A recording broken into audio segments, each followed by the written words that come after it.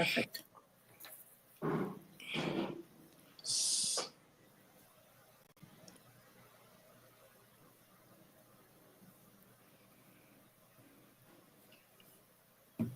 Okay.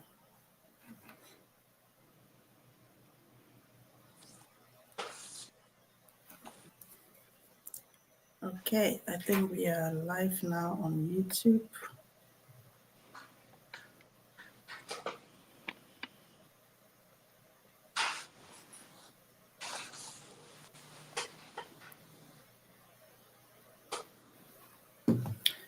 I'm not sure why I can see ourselves there.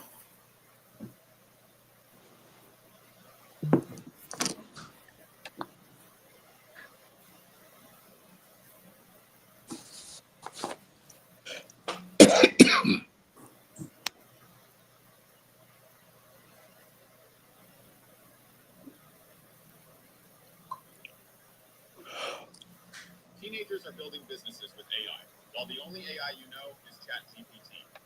To the people. Perfect. Okay.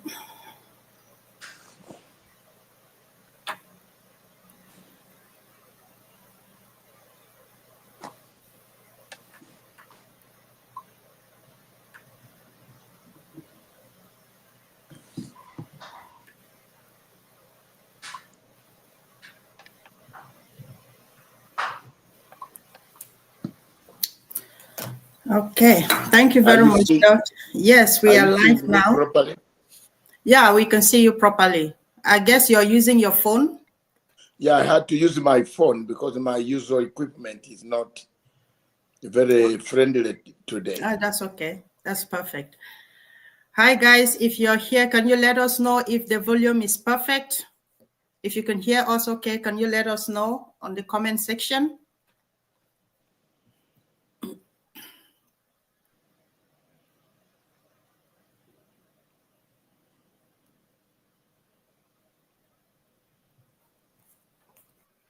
If you can hear us clearly, please, can you indicate in the comment section?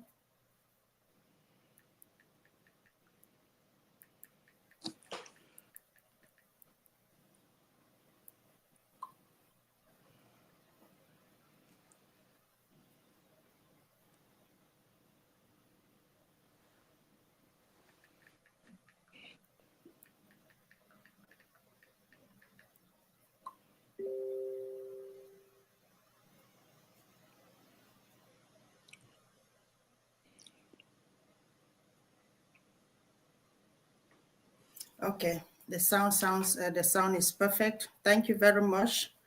Okay, ladies and gentlemen, good evening, good afternoon, good morning, wherever you're watching us from.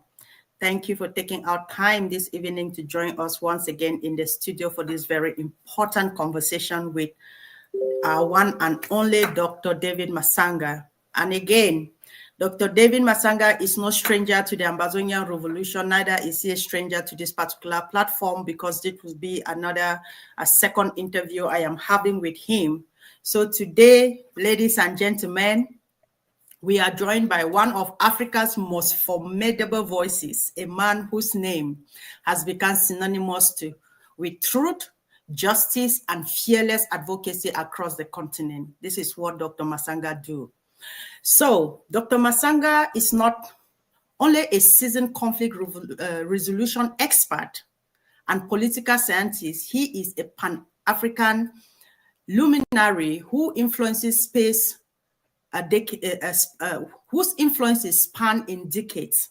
So from the corridors of the diplomacy to international courtrooms, Dr. Matsanga has been a relentless force championing African sovereignty, justice, and the integrity of African nations. As the chairman of the Pan-African Forum, he has dedicated his career to confronting global double standards and dismantling neo-colonial power structures.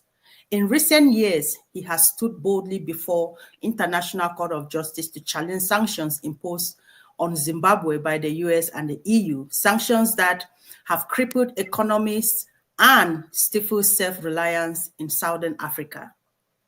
But his work does not stop at advocacy. Dr. Matsanga takes action.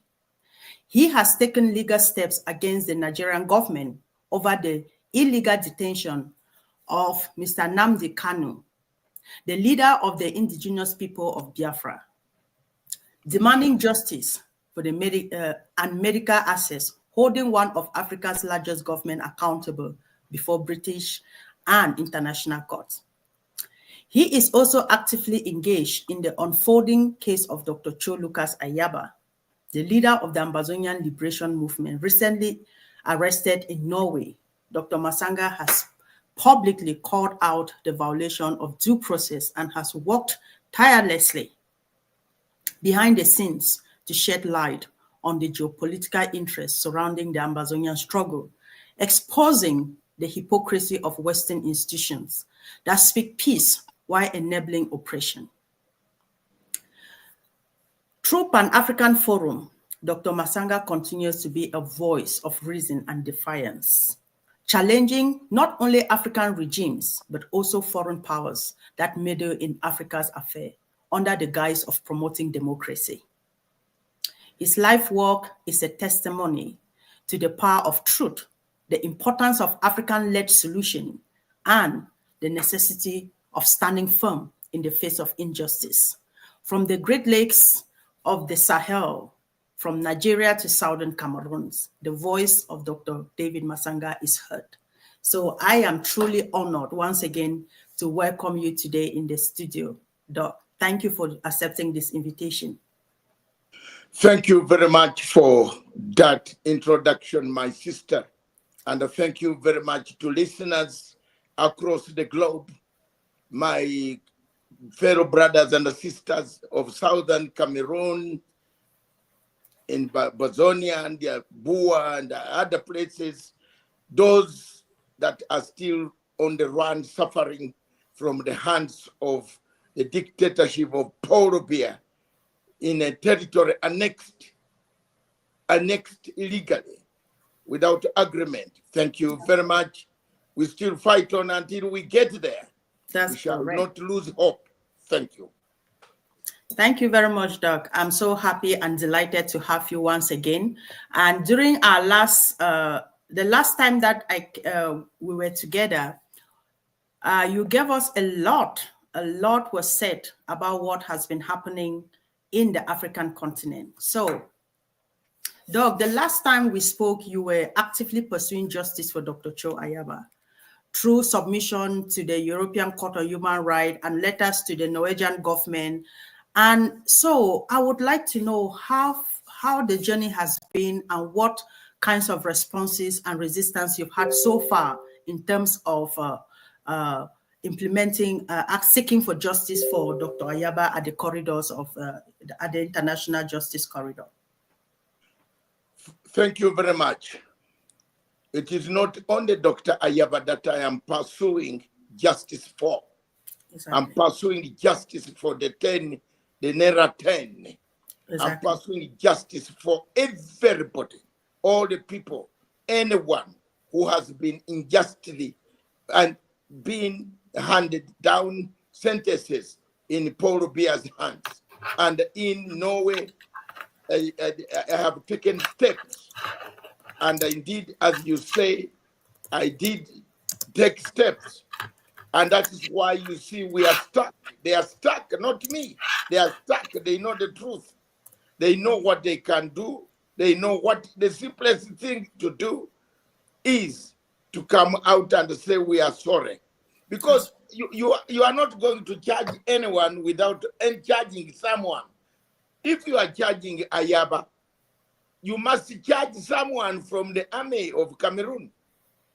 Correct. Ayaba was not shooting with water, and water was not used. Someone also from the Republic Army, the French-sponsored regime, was also shooting and killing people.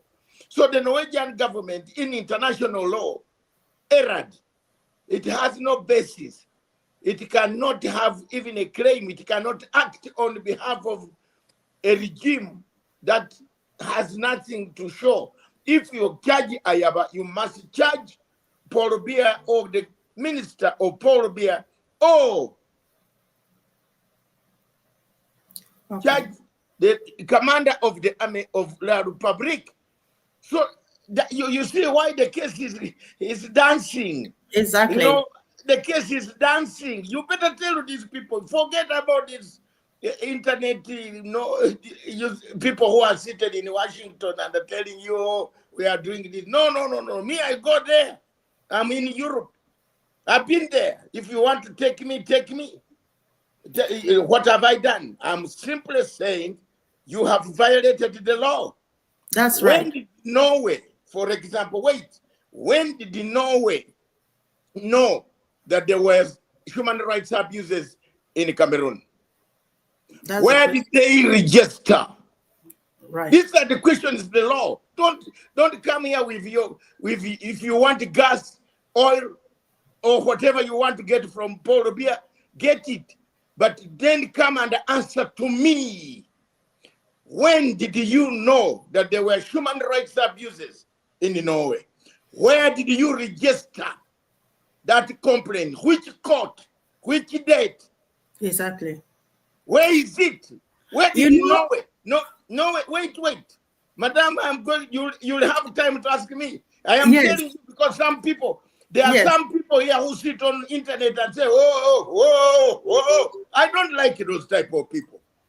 Me, I've confronted this animal called Norway. The same subject that they taught us is the same one that I went to school to study as an African. I'm proud. I can challenge them. Let them show me where they have applied in any European court that we have seen human rights. And this convention of the European Convention has been destroyed by Cameroon. Nowhere. So I wrote to them, I filed, I dumped those documents to the European Court of Justice, which they have. Nobody should tell you they don't have. You know, they can't tell you they have found someone who has put there a bone in the throat. You know, when there's a bone is stuck in the throat, you have now to panic. What do I do? We thought we are going to blindfold this man and dump him in Yaoundé. Yeah. No. Bring him to the court. Come down and answer those questions. Then you will see what convention, what article you violated. You have violated the law, international convention. You have said, not even a day. I said, Mr. Paul Biya is slaughtering people. Then you wake up in the morning to say you go for someone who's saying, hey, there is trouble. There's trouble in my country. Yeah. Someone has annexed my territory. Someone is killing my people. But I have run away and I'm in this place. I'm trying to seek help. Then you arrest that person. But whom are you going to charge with? If you arrest a Serbian, you must charge a Bosnian. Exactly. Where is equity here? Where is it? That is a question, Doug. I really wanted us to dwell on that because if Norway is, we want to know how Norway justifies the arrest of Dr. Cho Ayaba for allegedly using arms, like you said, to defend his own people. Because what he did is he's defending the right of his people. When international law actually recognizes the right to of oppressed people to resist occupation, especially in the face of systematic killing, rapes, enforced disappearances, and systematic tortures and arrest. So Norway, how does Norway justify this fact that they arrest someone that is defending his people, but Cameroon military enter Ambazonia with arms and they kill and do all of these things, and yet Norway says nothing about Cameroon, the oppressor, and rather is fighting against the oppressed dog. Exactly. That is exactly. Where is this territory? Whose territory is it? Has Cameroon got a document that shows they are in the territory, theirs. Where is it? Any Cameroonian who has gone to school and studied history, can you produce me a document where you sign that you have taken over Southern Cameroon? Right. Paul Biya, before you die, before you go to the grave, show the document. Where is it? You don't have. Absolutely. France, show me the document. You don't have. Britain, where UN, you know why your problem? Can I tell you the truth today? Why your problem is paining so many people, and so many people are running to the toilet every time you talk about. Oh. I think we just have him. He's coming back, guys. There's just an internet connection problem there. This conversation is very important. I really plead with you guys to share as much as possible. Share on your Facebook pages, share in WhatsApp groups. Kindly share as wide as possible, because we need the international community to listen to this conversation. We need everybody to listen to this conversation. Doc is coming back. It's just a temporary issue. He has network issues there. I can see that he's having network connection issues there. So please keep sharing your thought. And if you have any question for Dr. David, kindly drop them in the comment section. And of course, you know, I will always ask him.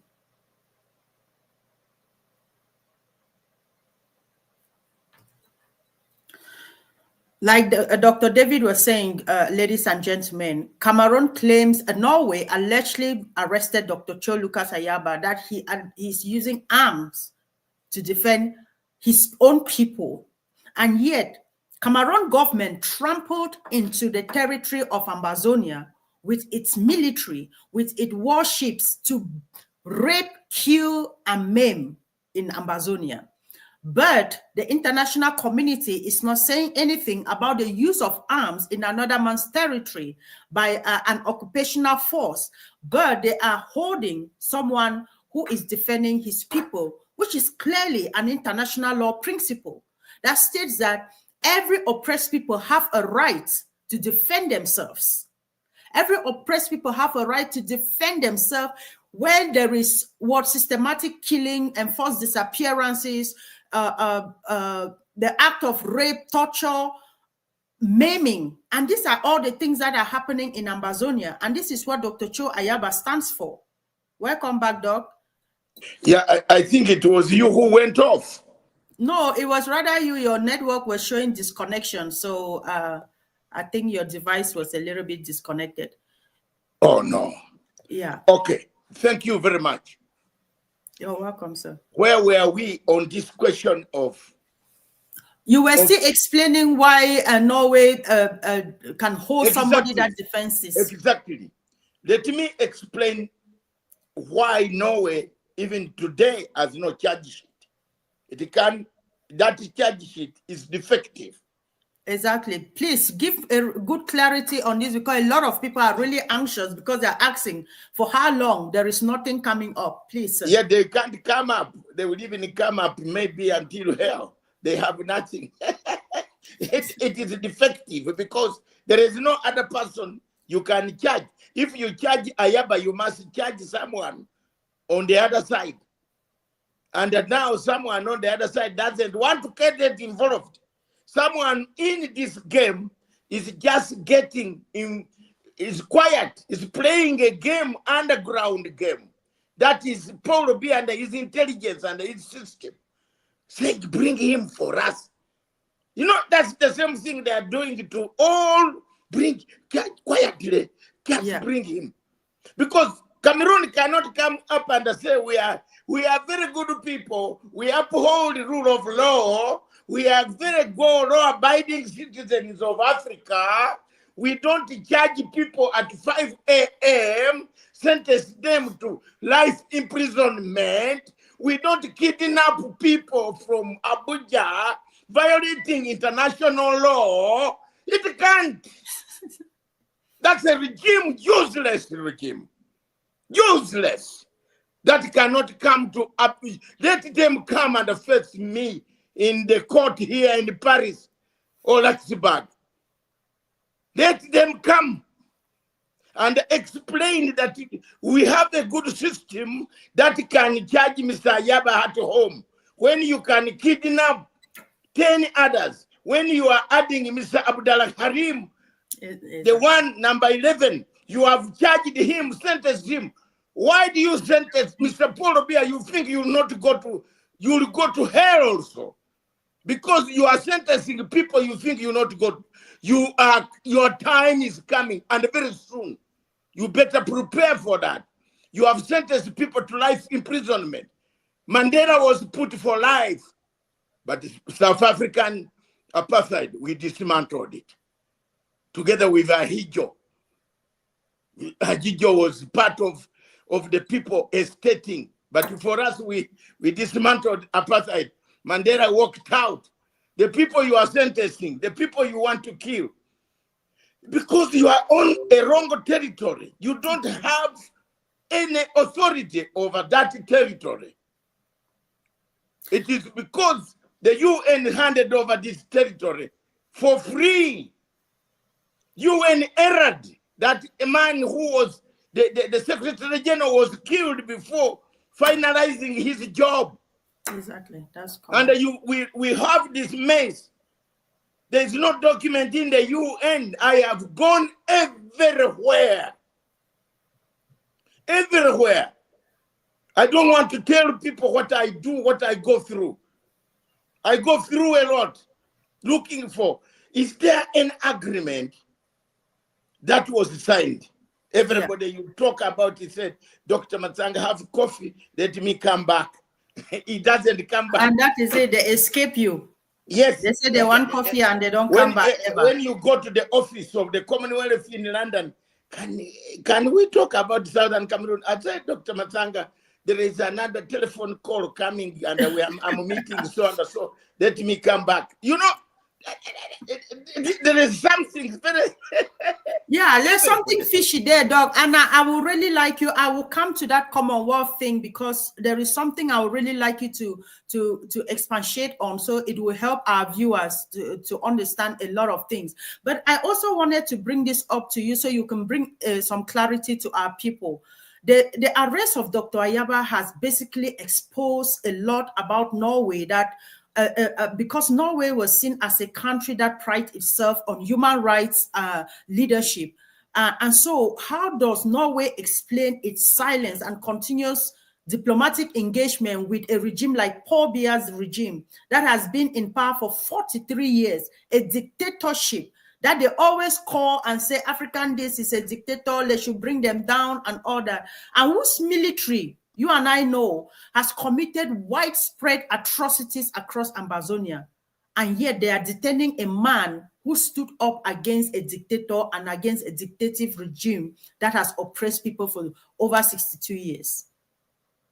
One question you want to put it to anybody in this Ayaba question. Yes. Ayaba is a resident, a citizen of Germany by passport and naturalization. Oh. His network. Sorry, guys. I think his network is disturbing a little. Yeah, we are still here. Yes, your network is a little bit shaky. Yeah, it is in a bad situation. Don't worry, but we shall be there. Amen. Because when we start talking about the facts, they run off. They want to keep off. But don't worry about this. Anytime you start talking about this issue, they run and say, oh, what is going on? Let me tell you frankly, the situation of Southern Cameroon and Ayaba presents a case that international community, Norwegian Refugee Council, should have documented and put a case according to the European Court of Justice and the European Court of Human Rights, documented a place where it has to make sure that they understand that there is a crisis where the government of Cameroon is killing people. Norwegian Refugee Council, Norway being a country that has always stood out for human rights across the world, sponsored peace talks, airlifted even the deadliest terrorists on earth, giving them the best treatment of planes, chartered planes for terrorists, Hamas, Palestinian Liberation Organization, PLO, Yasser Arafat. Norway has been doing that. Why is it that Norway has not done any document regarding the situation in the Republic of Cameroon? That's correct. It answers the question that there is nothing like interest. It is only economic interest that has plunged Norway into a quandary state, a state where they now find themselves legs tied, hands tied, and the head not working.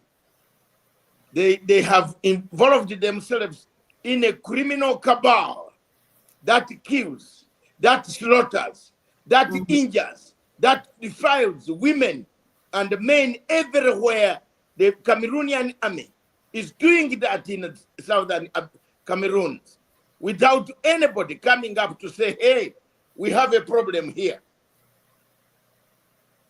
But behind Norway, there is a bigger enemy, who has frustrated everything against the people of southern Cameroon. That enemy is France. That's correct.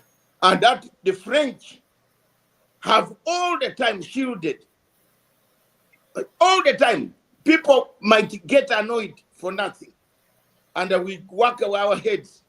But until we tackle Mr. France, until we tell France, like, hey, I'm telling them, hey, you have nothing. This boy, Macron, is a more or less of a houseboy who has been married by a woman.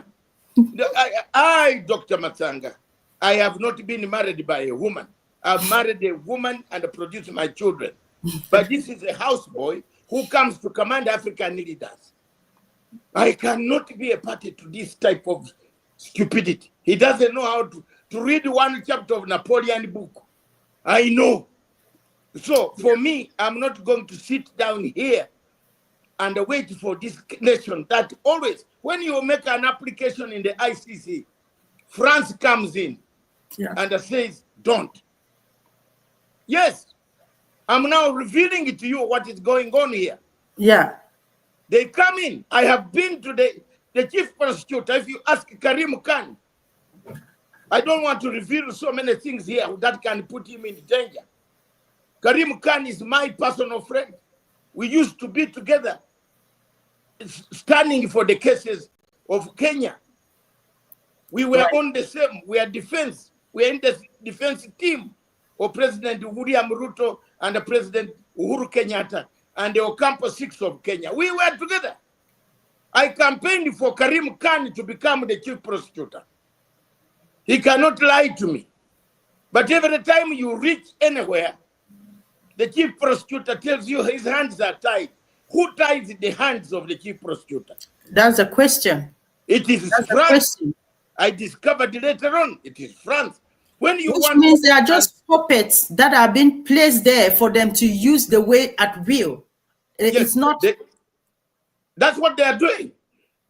I challenged Mr. Karim Khan. Why do you go and carry a president of Philippines, Duterte, airlift him, and you have left a monster here in the tropics of Africa killing people, crossing over Nigeria to pick 10 of the cream of your people? It's illegal. It is illegal. Exactly.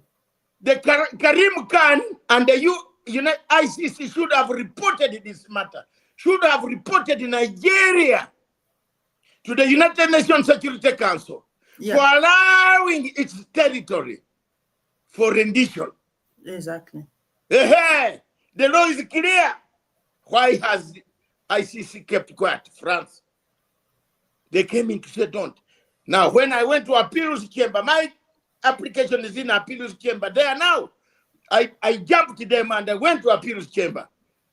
I said, appeals chamber, show me a reason as to why a man went at night, abducted, blindfolded people from a hotel in Abuja and brought them, sentenced them through the keys in the tropics of the forest of Africa. You will never find any justice here. Oh, this is again France. So the point that I'm making here is this. Ayaba's case, the case of the Naira 10 and others, are now on the lips of everybody. That's correct.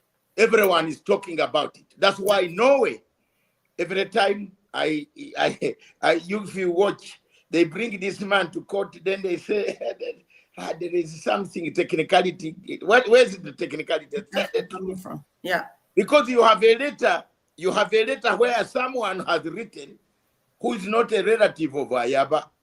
I don't know. I'm not a relative of Ayaba. Yeah. I've written as a relative of international law. Right.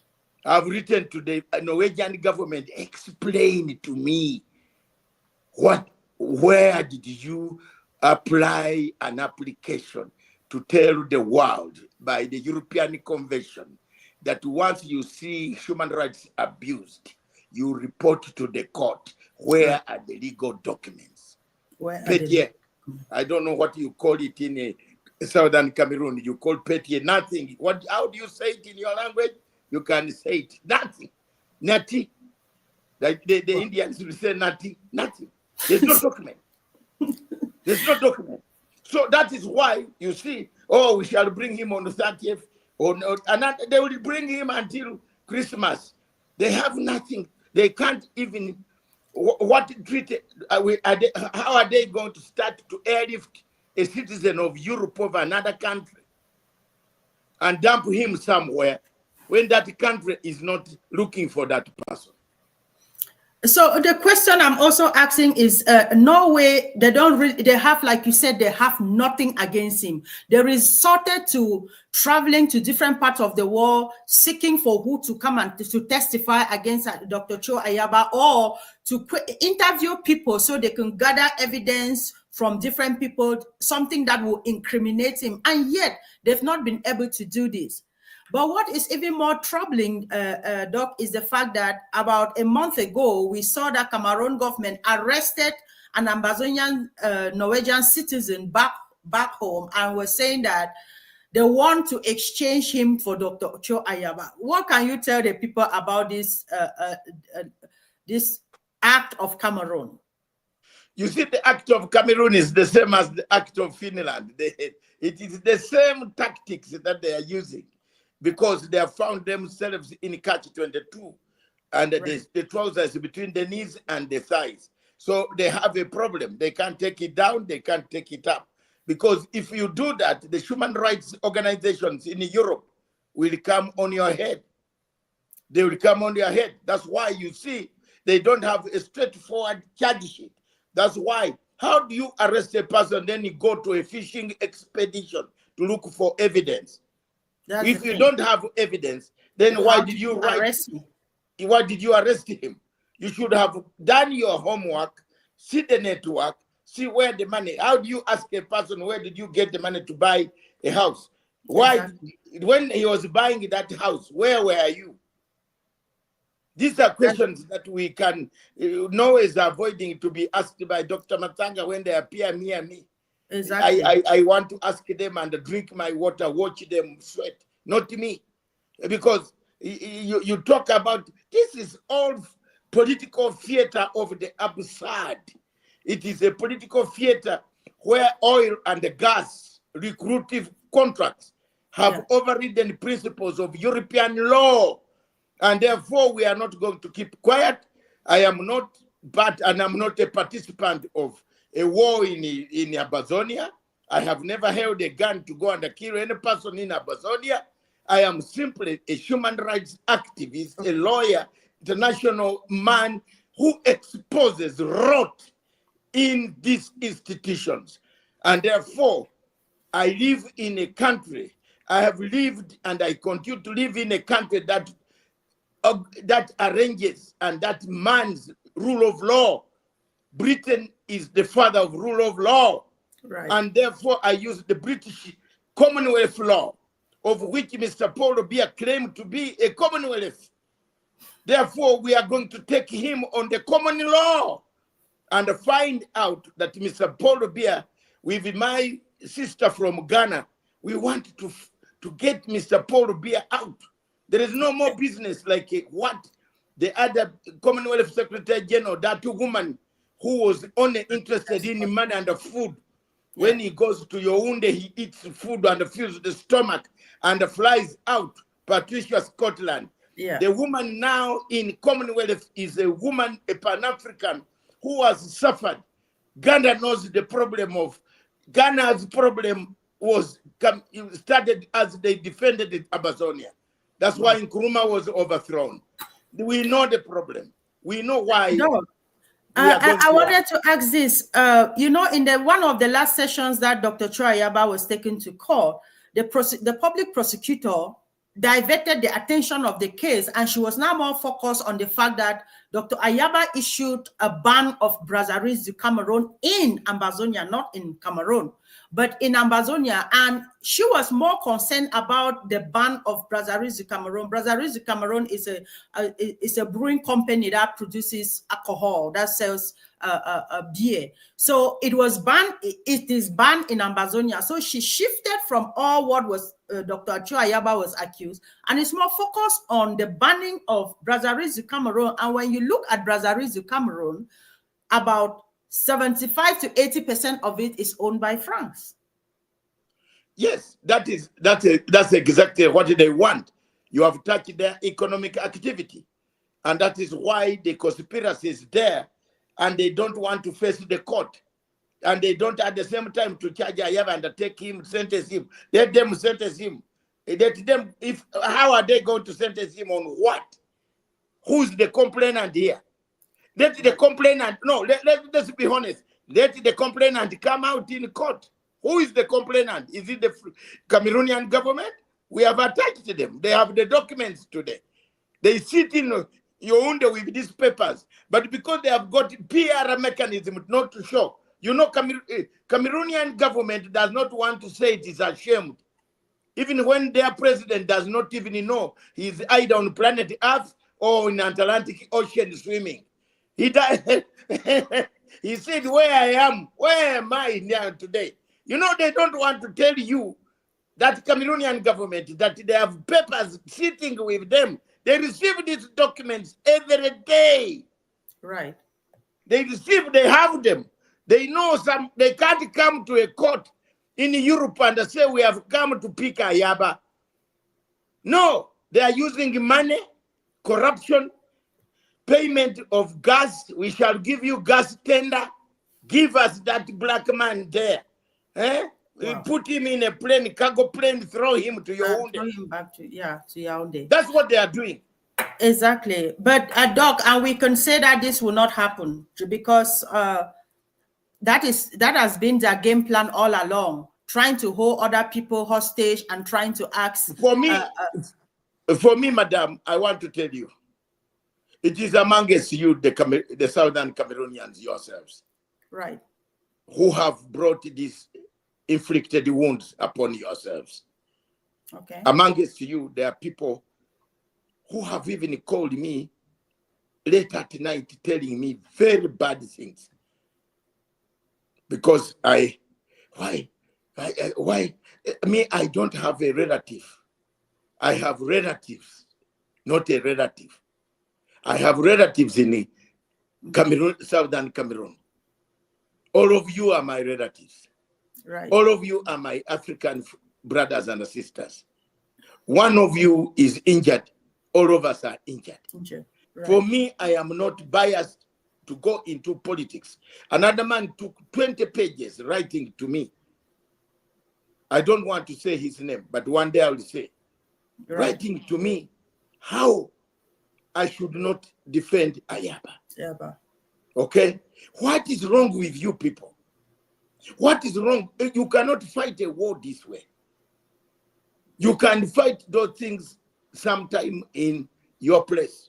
You can have those problems when you have liberated yourselves. But when you are still in a fight, don't start pointing other for leadership.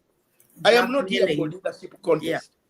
Yeah. Yes, and I want to warn some people. I want especially some groups, some names I don't want to name here.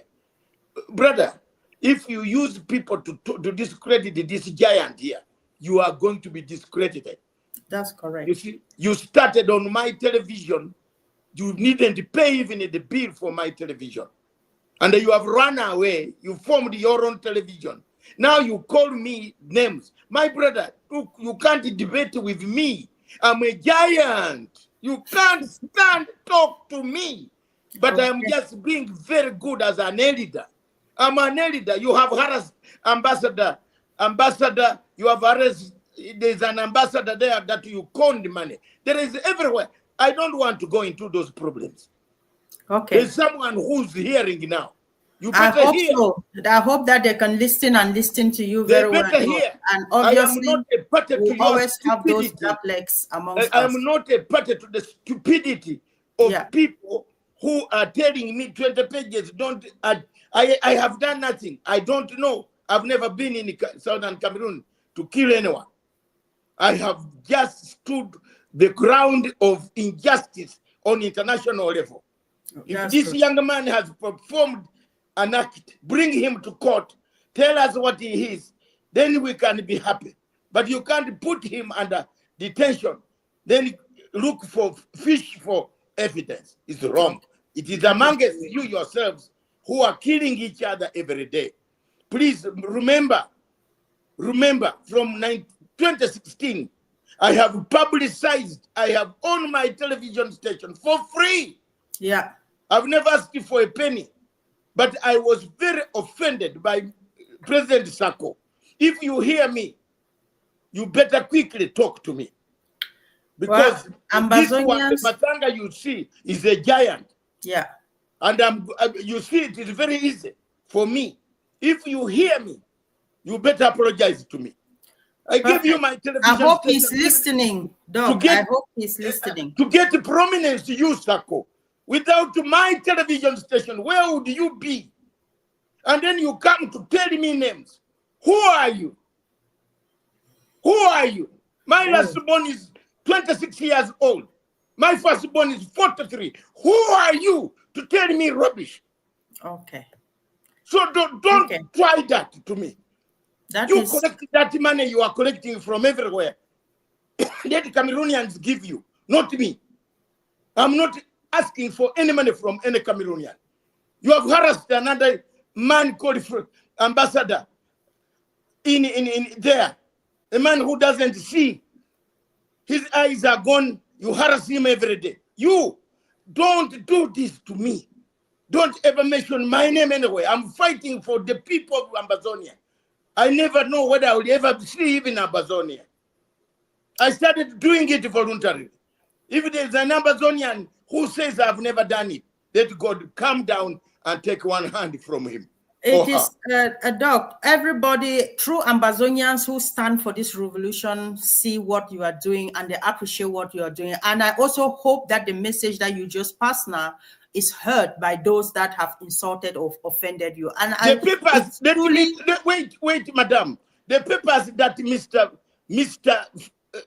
Mr. Saku and the group sent to the ICC in 2018 under Besuda were shredded. Right. Besuda went and got money and shredded all the papers. There was no document in African Union. I went to African Union when I'm pursuing this case of the Naira 10. There is nothing, not a single document that has been recorded in African Union. I want to tell you all, including Saku, that all the documents you have been writing to these institutions were destroyed by Muhammad Faki in AU, a Fulani guy who works with Paul Biya, the former Secretary General of the African Union, chairperson. All the documents. There is another Yoruba man called Bankole. They have connived There is no document there that you have been sending, writing application to court, African court. This is not there. Oh, wow. This is a very huge revelation, Dr. They Matsanga, destroyed all the documents on Southern Cameroon. They have destroyed everything. And if the African Union, Doctor, if the African Union, that is the embodiment of Africa, the framework that stands to defend the integrity of Africa, if we have people within the union that we submit documents to complain about the plight of a particular group of people, and then you straight these documents, what does this mean to the future of Africa? If Africans cannot trust their own to submit their own case, are they sending us abroad, or what does this even mean, Doc? Please kindly explain this to our people, the implications of all of this. Let me tell you, it is a very shocking revelation that all the atrocities committed in Southern Cameroon, there is nothing in the Peace and Security Committee record data. Wow. I'm telling you today. It's not there. It's not there. Paul Biya, do you notice that every person, lawyer that rises up to discuss Cameroon disappears? Wow. Paul Biya uses money, approaches you, and gives you money, and you disappear. You throw the files and tear them. There's no document at all. And I advised Mr. Saku to go with his lawyers and chase these documents.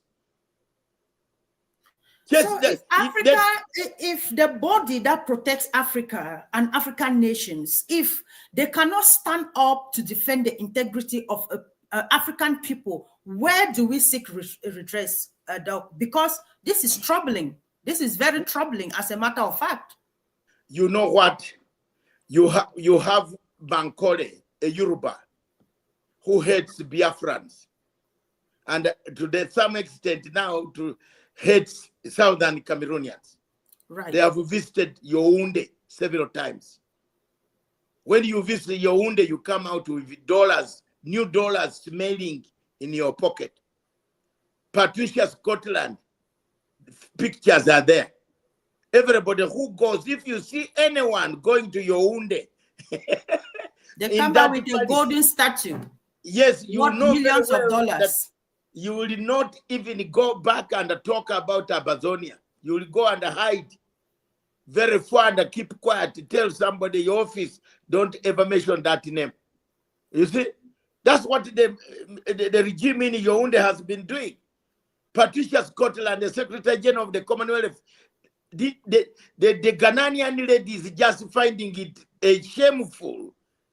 When she took over office, she didn't even find one record of human rights abuses in Southern Cameroon. Wow, this is yes. This is very troubling revelations, Doctor, because we cannot pride ourselves as African when we don't have a place where we can go for redress for issues. The Europeans, they go to the European Union when they have their issues, or at the Council of Europe. And if we as African, we have the the African Court on Human Rights and People's Rights, we can't even go there, or even the African Union, then there is a problem within the African continent that needs to be resolved. And it starts by taking out all of these people that sit and take bribes and put the people's interests at the back. This is troubling, to be honest. Wow. Let me tell you, it is very troubling even when you learn something more dangerous.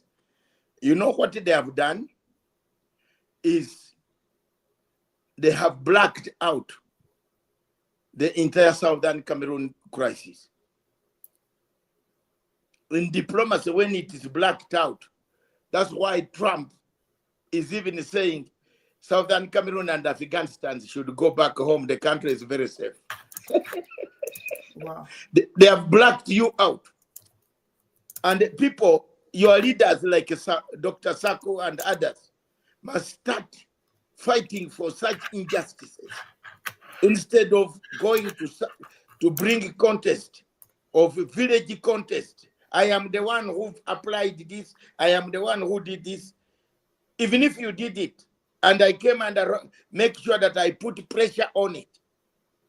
What is wrong with that? You are fighting for the people. Exactly. I'm not fighting to take power in the Boer. I'm not fighting to take power in the ground zero. I'm fighting because I have a passion. I found these people without anybody saying there is a crime being committed here. I dedicated my television station assets, my own assets, paying every day to make sure the world sees, and putting their people to talk about it for almost 3 to 4 years myself.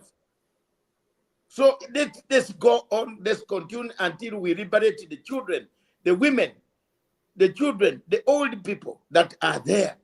Exactly. Who need help. People need help. This man is killing people. The children and the women some have never gone to school. Exactly. We have lost a generation. That's correct. This is 8 years and counting. And Doc, Ambazonians and a lot of people are a little bit curious to know. The last time that you were on this platform, you talked about submitting documents at the level of the European Court of Human Rights. Can you please elaborate more on if there has been any progress or anything, or if you've even heard from them, and if there's been, and that of the Norwegian government? Yes, I have. And okay. I have, and one of the principles as a lawyer of passion, I don't circulate my documents. That's correct. Okay. Did you know that I had applied to didn't you see for the first time you saw that document of Namdi Khan? Yeah, that's the first time I'm seeing it. Yeah.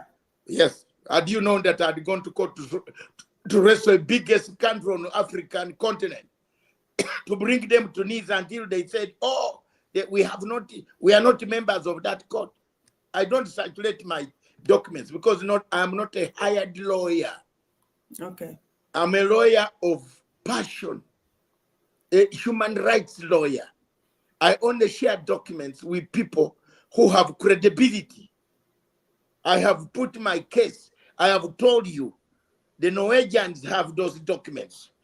They look at the letter, they say, if we do this letter will catch us. Right. It is not in my hands. It is there. It is there. They will ask me to produce the passport copy of the man. Then why was I looking for the passport copy of the man I was representing? I needed a copy. Fortunately, I got it in my own way. Okay. Because, I don't want to say what it was here. I've explained to you what it was. They told me, your vice chairman should be telling you. Because at that time, the vice chairman was also under scrutiny. Yeah. And I didn't want to be involved in your situation, my document to circulate there. And then I'm also called, I'm not part of, I don't know what it is. I only came in as a Pan-African organization, trying to say there is something wrong in this continent, which we must not allow. So I don't want to be part and parcel as if I'm part and parcel of the group, your group. I'm independent. Exactly. Yeah, so we all know you have always stood out very clearly who you are and what you do. And everybody that follows you knows that you do not belong to any Ambazonian fraction. What you stand for is advocating for justice and for the freedom of the people of Southern Cameroons. And Southern Cameroons is not the only country you've been fighting for. You fought for different other countries. So it will be so ingenuity for somebody to come up and say that you belong to any particular group. You do not. And that is a very clear fact for everybody. And Doc, I just wanted to, since you already said that you will not circulate your document and we didn't request for circulation of that, we just wanted to know if the submission you did at the level of the European Union is yielding any result and what yes. Don't you see the results? Right. Why is the postponement? Okay. Why don't they come out and say we have sentenced you? No, listen, intervention, because they know there is intervention. You can't carry a human being from Europe without going through that court. I put there a safeguard. They must go and satisfy that court that we are airlifting this man and he's going. Right.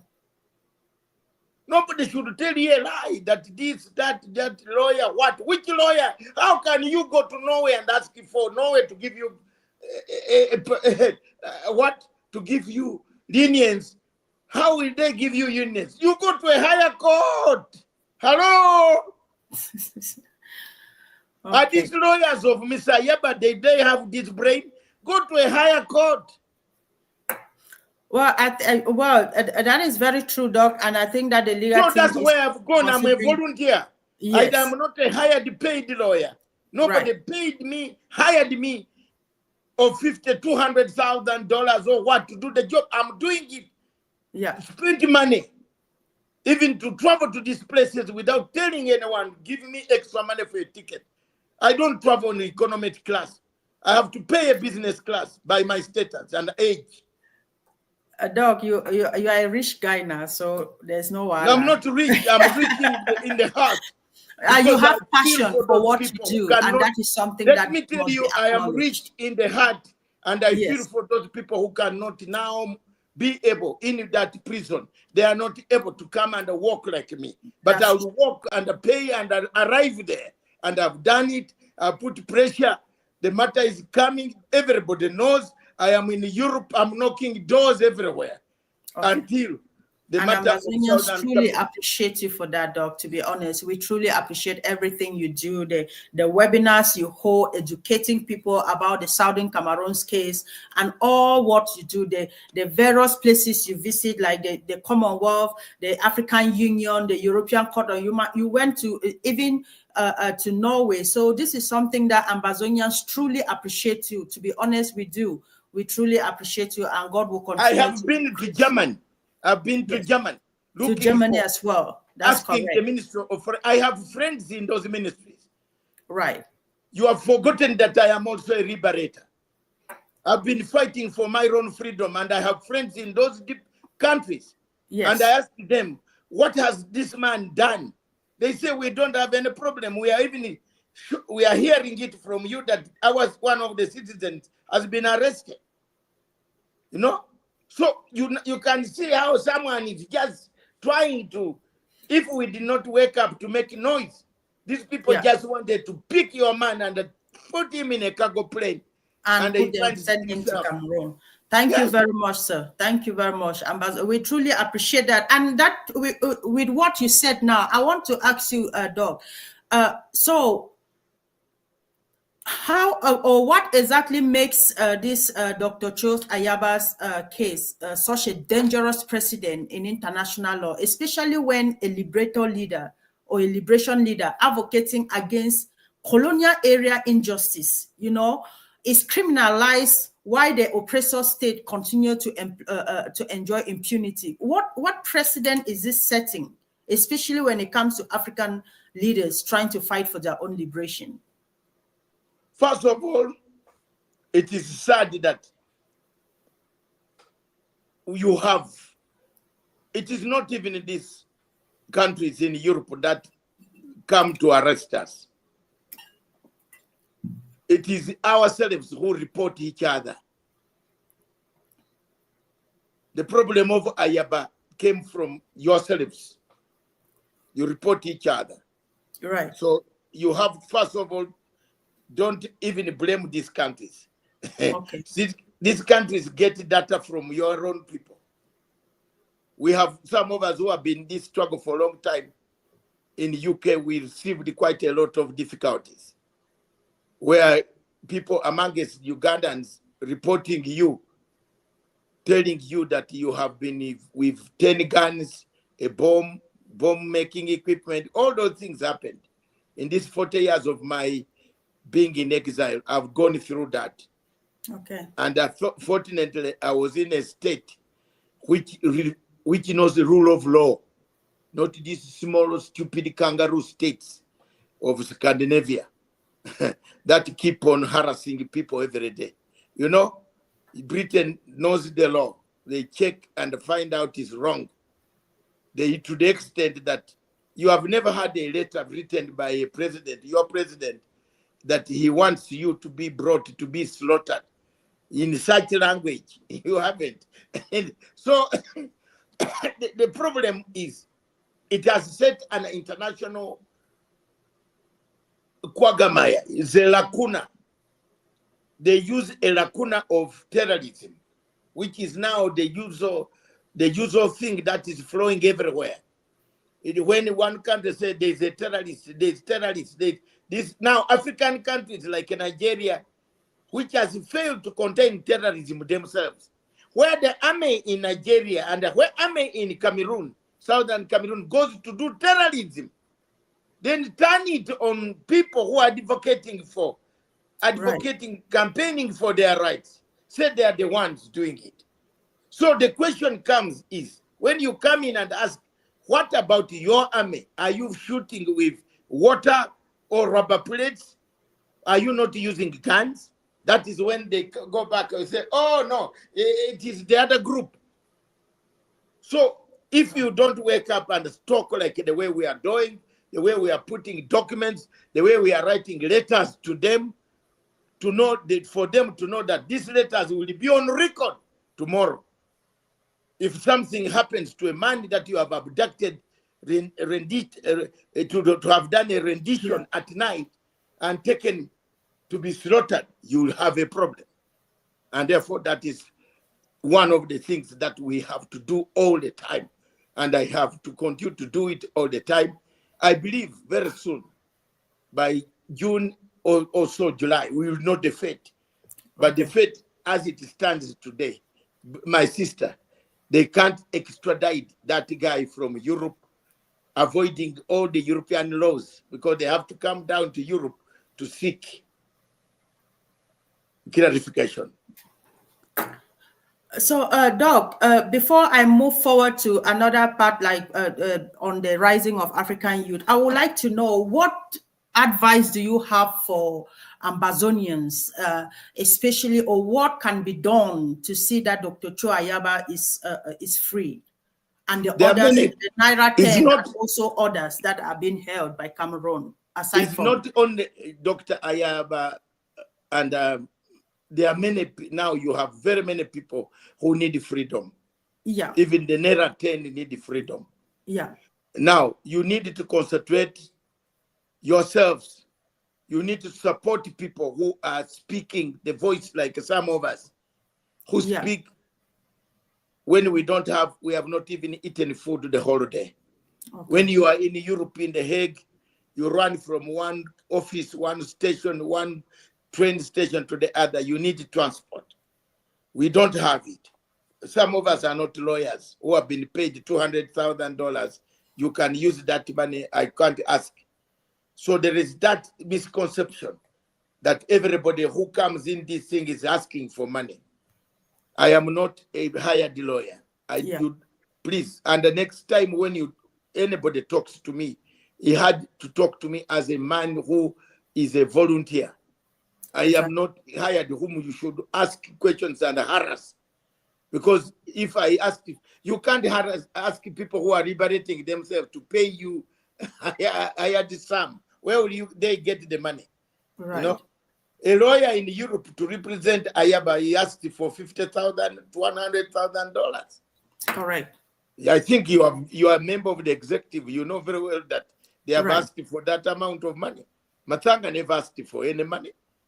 I just money for filing. That is all. If it for file, so that documents can be photocopied bundles to 27 judges. They don't do them for free for you. There are 27 judges in that court. And you have bundles of 200 pages. You need to photocopy them yourself. So that is one part of the contribution that people of the organizations should do. When you are filing a case in a court of 27 lawyers, you need that amount of money to photocopy 200 pages of each bundle. Right. To post them, to do DHL, to do all these type of things. It's not simple. It's not a simple exercise at all. Yes. Okay. Thank you very much, Doc. And I just want to, one last thing on that part before I move.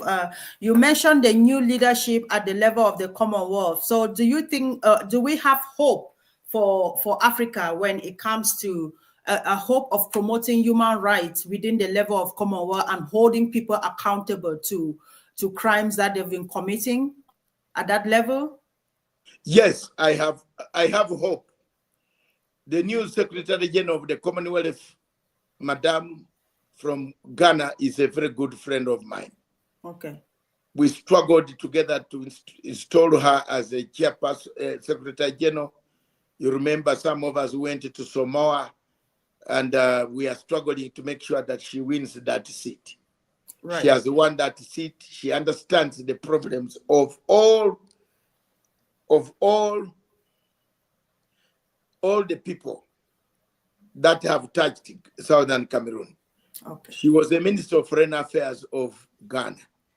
And as the Minister of Foreign Affairs of Ghana, she understands the problems of our continent, especially the Commonwealth. She's doing and revising what we call the Commonwealth Charter of Human Rights and the Values. It is coming out very soon. Okay.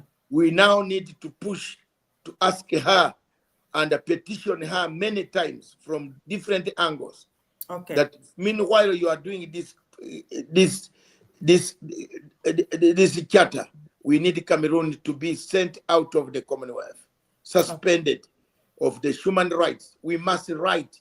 I want to urge all of you, my sisters, to write. I want to urge all of you to make petitions, good letters, not English, not bad insults.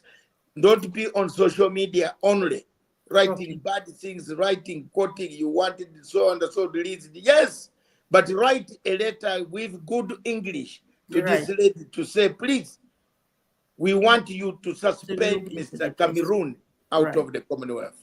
Okay, thank you very much for that advice, Doc. I truly appreciate that, and I hope that my deputy there is taking down note on that particular advice. And Doc, I'd like to move quickly, and I'll take just a few minutes of your time on this one. But before we do that, let me just play this video that caused the uproar in Africa, and then we more than 50,000. I said we're reaching around 50,000 at least. And what percentage of the people we've trained end up participating in insurrections or coups against their own government? Very small number, Congressman. Very small number. So what percentage do you think? I'd say probably less than 1%. Because it'd be like about 500, about 1% of 50,000. Congressman, you may have that information. I don't at this time, but I know. Well, I know there are some, right? Like this is Colonel Mamadi Doumbouya, and this is a photo of him. Did we train and equip him? In Guinea? By name, I cannot identify that. Well, that guy in the middle with the big red hat, Colonel Mamadi Doumbouya, that's him with a bunch of U.S. service members outside of our embassy. And just months after this photo was taken in 2021, he led a coup in Guinea and threw out the leader. Does that concern you? Congressman, core values is what we start off with in IMA programs. Okay, and then I'll play this one again, Doc. Answer piece, access influence across the whole Maghreb. That is NATO's southern flank. Langley, can you talk about why we care about what's happening in Africa right now? Why are we spending the money we're spending there? For access and influence. I say that a number of countries are at the tipping point of actually being captured by the Russian Federation, as they are spreading some of their false narratives across Libya. And from a strategic answer piece, access influence across the whole Maghreb, that is NATO's southern flank. We need to be able to maintain access and influence across the Maghreb from Morocco all the way to Libya. The PRC and Russia are also remaining exploitative where possible and coercive when necessary. They want that ground. They want power projection capabilities. So for the most part, the rest of the continent is also for mining concessions, whether it be gold or rare earth minerals. Both of them have a long-range plan.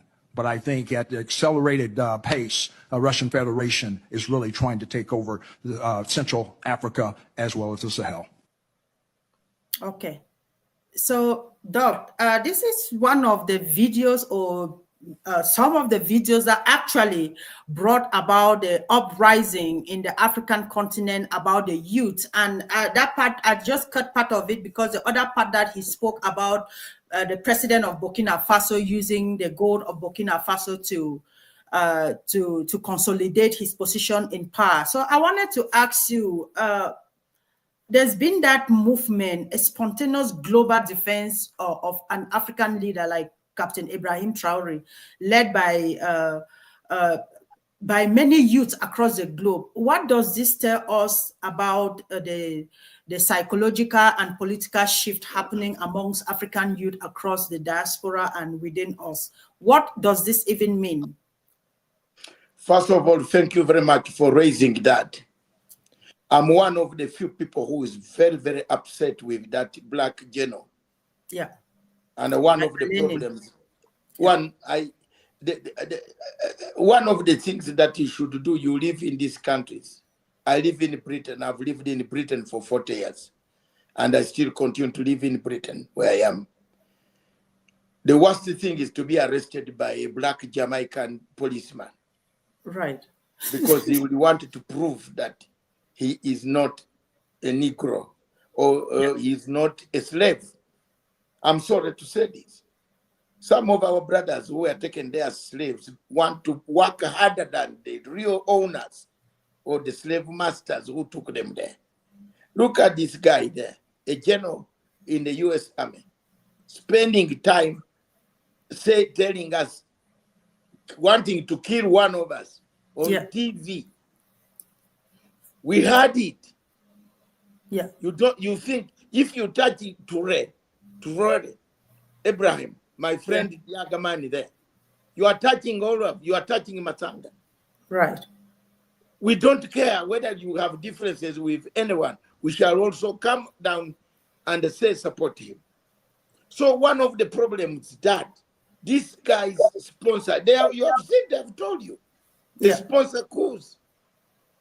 But one asks, why haven't they sponsored a coup against Paul Biya? That's a question. Because Paul Biya does worse things than a Conde, who was caught with his trousers open zip, you know? Paul Biya does, but Gabon, a man in Gabon takes off uniform, 1 year passed, he removes the uniform, he goes, arranges an election, he takes over the wife of the president and locks the man in the other house and takes his wife. That is what America does and the French do. Nobody condemned this man of Gabon.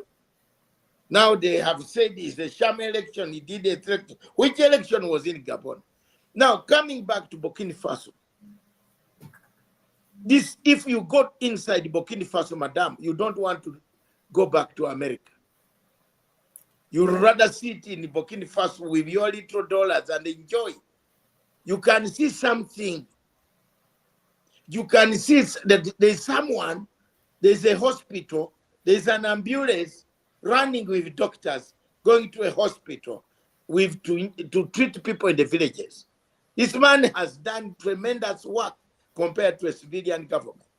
Right. Now, what they want, or what they don't want, is to see him rise. Remember, never allow an African to rise beyond. If you see them rising, bring something that will divide them. Where have they not divided ECOWAS? It's gone. Look at ECOWAS. They brought obstacles, challenges. They told the AU that put a law that if you pick up arms, but America relies on army.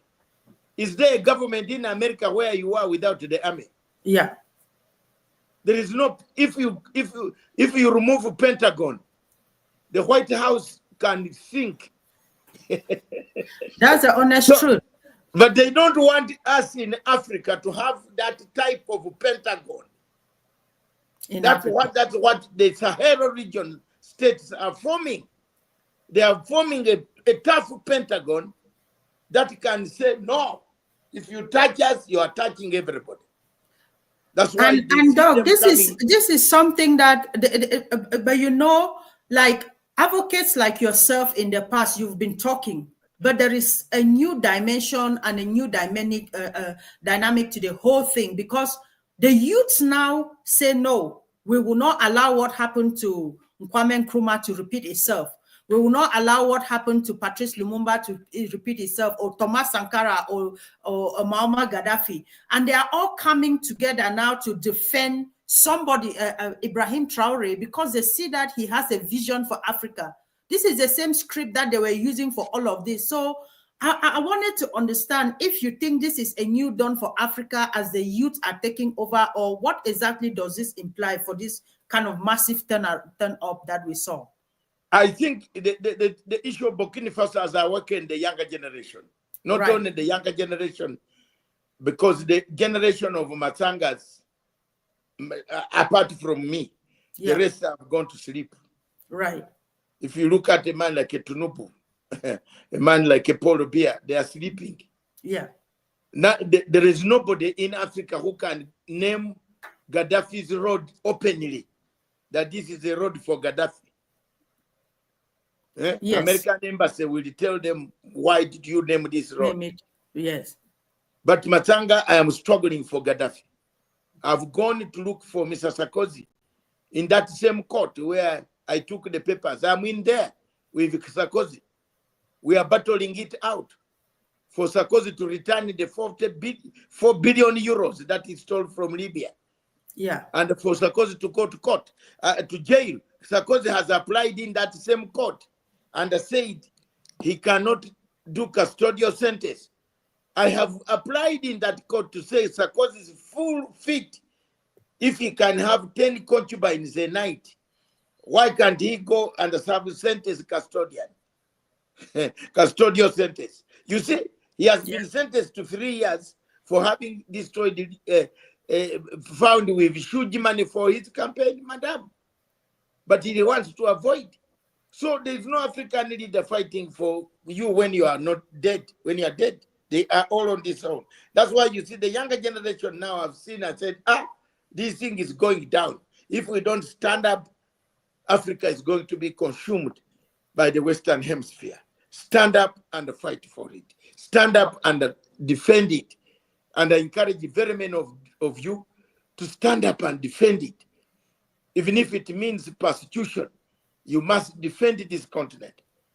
We must make sure that, what is the use of Paul Biya at 92 seeking another term? You have had all the things that you want. You have had all the money. You have even the best wife who goes to wash her wig in Switzerland for 2,000, in Paris for $2,000. When people in Ambazonia are sleeping hungry. I am told that wig is airlifted to France for shower shampoo and some. What type of life is this? Get out! Get out! Right. And I'm just curious to know, Doc, with the uprising of this, the youths, because the youth now see President Traoré as a symbol of resistance, dignity, and a future for Africa. And most of the youth want to see a united and a self-sufficient Africa, because he still holds that his mantra of no imperialist or imperialism in Africa. Do you think this is a greater threat to him from other African leaders, or you think other African leaders will copy this example to try to stand up to defend their own national sovereignty? To answer your question, there's no African leader who would like to see the other one work well. Someone who is not very happy. Right. In that region, two people are not happy. Nigeria and Cote d'Ivoire. Cote d'Ivoire. Mr. Cote d'Ivoire is not Ivorian. He's Burkinabe. Burkinabe. He's born in Burkina Faso. That's why he makes coups. His relatives come to tell him, let's organize a coup against Ibrahim Traoré. We know it. I was there when the last plane that left Abidjan. I was on that plane with Mbeki and Kisano. We were trying to beg them to sit down. But Babugo said, this man is a foreigner. That's what Babugo said. He's a foreigner. I cannot sit with a foreigner on the table. He's a foreigner who has come from Burkina Faso and taken over my state. I'd rather go to be jailed. That's how the French, that's why Babugo was not charged. All the cases of Babugo collapsed. It was just to hold him there. Because the French one are the people who, don't forget, French is the one that pays ICC salaries. Right. I don't know whether your people know this. Our people are aware, sir. We are aware. We have a very strong diplomatic team, and we hope that they are learning from pay you as well. even if salary from a porter, a judge is France. Germany supplies the jail. That jail, you see good jail in The Hague, where people play tennis, listen to music, is German. Yeah. But France pays salaries. So France mans the AU. Mans ICC. ICC. America mans the ICJ. You see?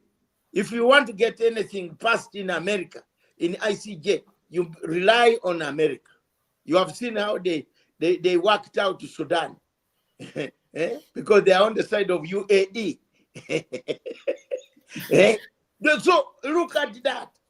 You better understand these international relations. So there's no leader, to answer your question directly, there's no leader in Africa who would like to see the other one. Very few of them would like to see Traoré being glorified as buying 800 ambulances when a leader has not, one hospital in Cameroon does not have even half an ambulance. Doc, you know the video we watched about the Colonel Michael Lenny, he talked about he's the head of the AFRICOM in Africa. So they've trained more than 50,000 African soldiers, and most of them have been used, especially in the Gulf of Guinea, to overthrow. And US has a very lot of interest in that part. And in the other video, we heard him saying that the man asked him, why are we investing a lot of money in Africa? He talked boldly about influence and affluence. And it's all about their interests. It has absolutely nothing to do with Africa. But I ask myself, what moral authority do they have to sit in their own country to decide the fate of an African leader? I don't know. Can you explain this so that some people can understand what exactly this even means? I lost your question a bit there. Can you repeat that, Doc? I lost your question a bit.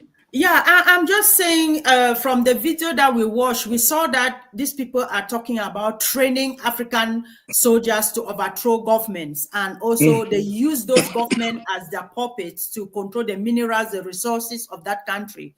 And again, we saw that they sit in their own country, a sovereign country, discussing about the life of a leader of another sovereign country, deciding what they'll have to do with that leader. So it doesn't make sense to us. Maybe if you can throw some light on that. It has been, yes, the CIA has been overthrowing governments for a long time.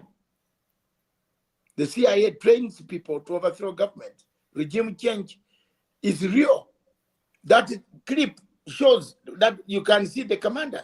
That's why the Congress were saying this man was a few days with our soldiers. 2 days later on, he goes to overthrow a government. Yeah. He goes to overthrow Dwight. He goes to overthrow a government. You see?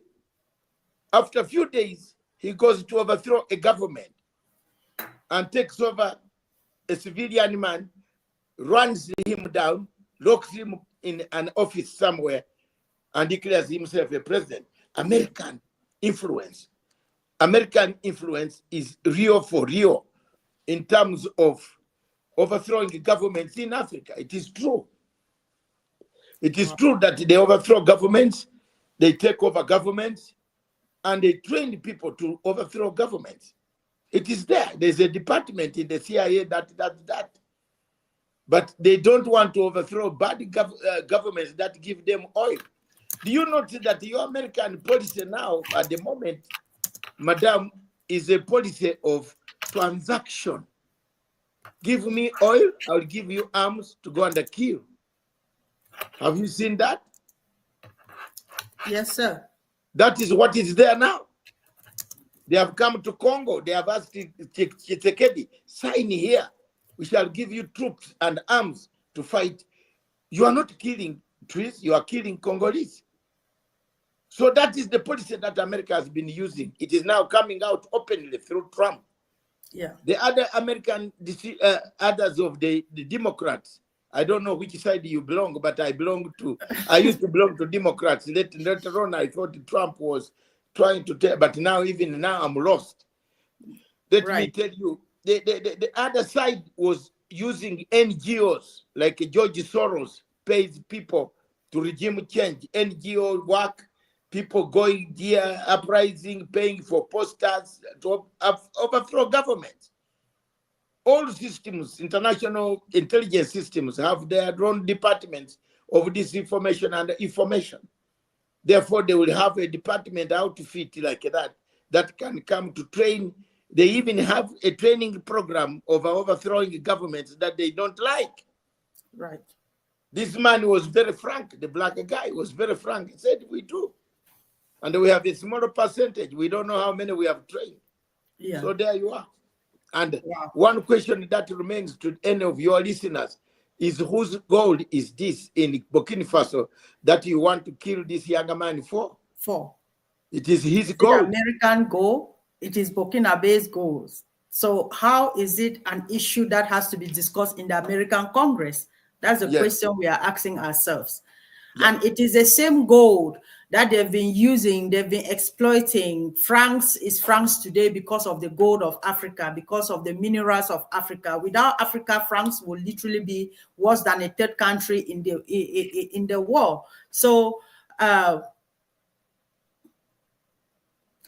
Doug, I don't want to take much of your time again, and because I've kept you here for a while. If there is nobody that has another question for you, I would have loved to talk more on this issue, but it's a long day for you as well. So I will allow you to give us your closing remark and advise us as much as you can in anything that you think we should move forward with. Thank you very much, fellow Africans, especially the suffering group, the people suffering in Southern Cameroons, the women, the children that need help, the children that have never seen school since 2016, the women that have kept on moving, being killed, raped. Thank you very much. One of the things that we have to do as Africans is to unite. For every struggle, there must be room for negotiation. A war cannot end with war. A war ends with negotiation. You can go to God. The nearest angel is called Gabriel. While you are near there, ask him, how will this war end? It is now upon the leaders of Southern Cameroons, all of you in all different factions.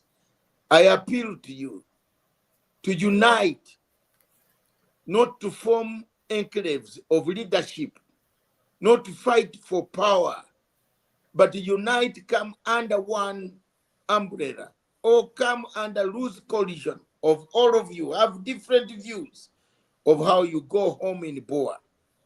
But have a common enemy, and that common enemy is the oppressor, not the other people that you are fighting along with. Mistakes have been made, but mistakes can be corrected. Mistakes in a struggle of this nature can be very fatal. But we should not forget that at the end of the day, we must make sure that we make more noise and put more petitions, more encouragement on international scene until somebody hears us. And that is the job that I'm doing.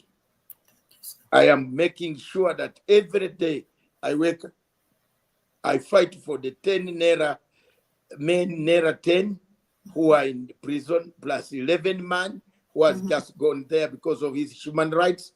I fight for everybody, Ayaba, to make sure he's part and parcel of you. Even if he has wronged you, he has. What made him to wrong you is because of an oppression, maybe. Not maybe, an oppression of Paul Biya. The struggle came about because Paul Biya has oppressed you, all of you. If the Constitution cannot allow you to vote, to eat, to run, to enjoy, to see light, there is a struggle is also constitutional. Yes, it is not only written anywhere, but America has a second amendment. Not commandment, amendment. Yes, if you touch them, they go for you.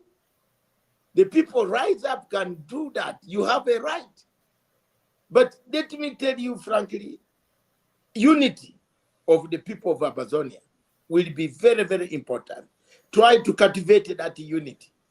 Try to avoid creating positions. Because what kills all African liberation organizations is position.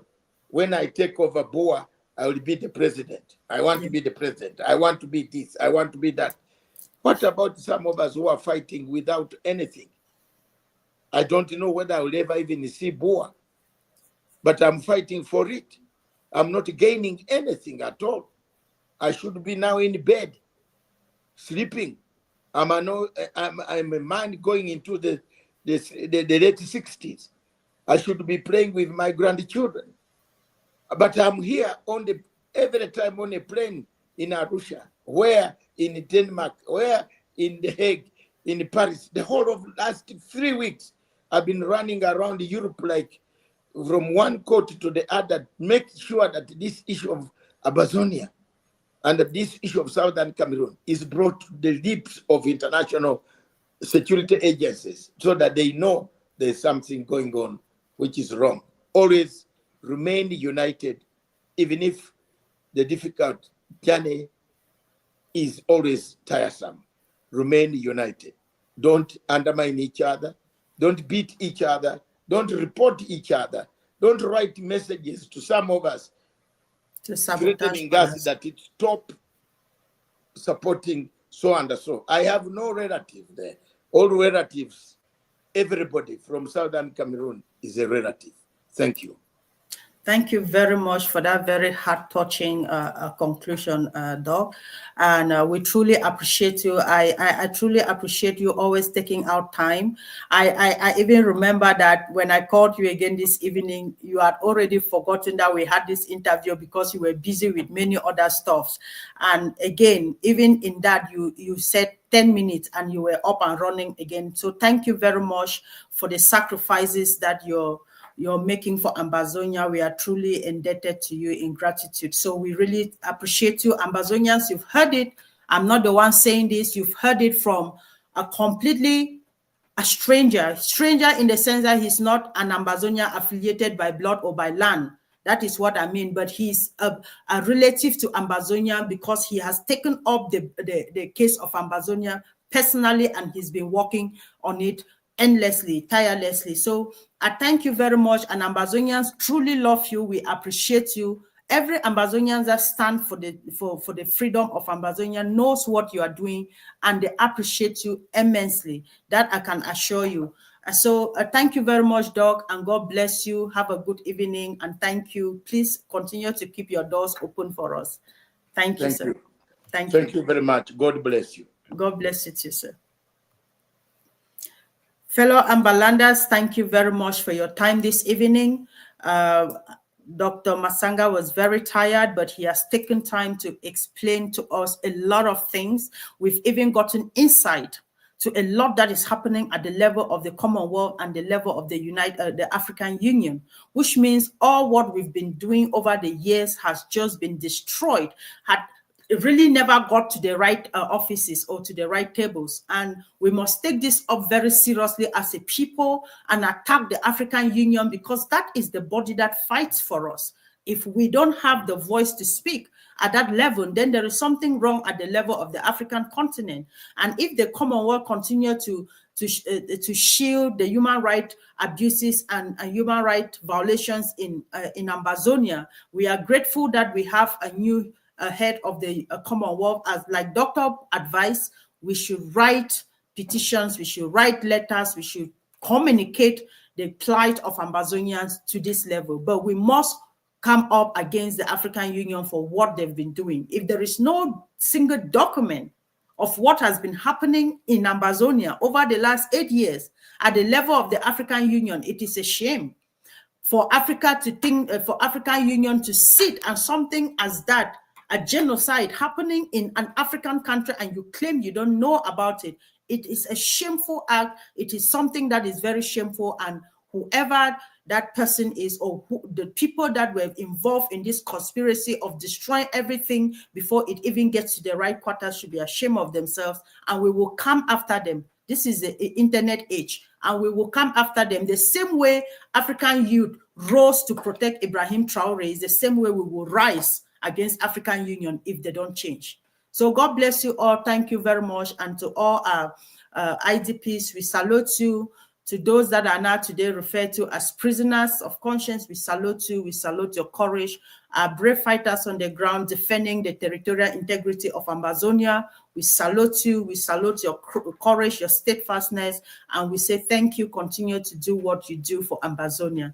And to everyone that supports this revolution, has not blinked, has continued to fight in different ways, financial support, moral support, advocacy, and different humanitarian support. We say thank you very much, and continue to take care of your own brothers and sisters, because those in the bushes are our brothers and our sisters. So however you can support, please continue to support, because if we say we want to wait on the United Nations human rights agencies to support our women and our children, they will never get that support. We've seen how many of our sisters put to bed in the bushes. We've seen how women don't even have sanitary pads to use during their period, their monthly period. They use leaves and all of those stuff. So let us continue to help them. None of us advocated for this war. We didn't call on this war. It met us at our doorsteps, and we rose up to defend ourselves. And that is a human right. So nobody should scare you. Nobody should intimidate you. We didn't go to fight La Republique in Cameroon. They came to our doorsteps, and we rose to defend ourselves. They raped our mothers, killed our brothers, shot us with helicopter gunshot, shot us with live bullets when we are doing peaceful protests. And that is why we rose up to defend ourselves, because you can't watch your brother slump and die, the next beside you slump and then die, then you stand and watch for the bullet to meet you on your forehead. You have to look for something to defend yourself before the bullet gets to you. So thank you all for your time. God bless you, and continue to be steadfast, continue to support our refugees, continue to advocate for the human rights violations in Ambazonia, and continue to speak out. God bless you, and have a good evening.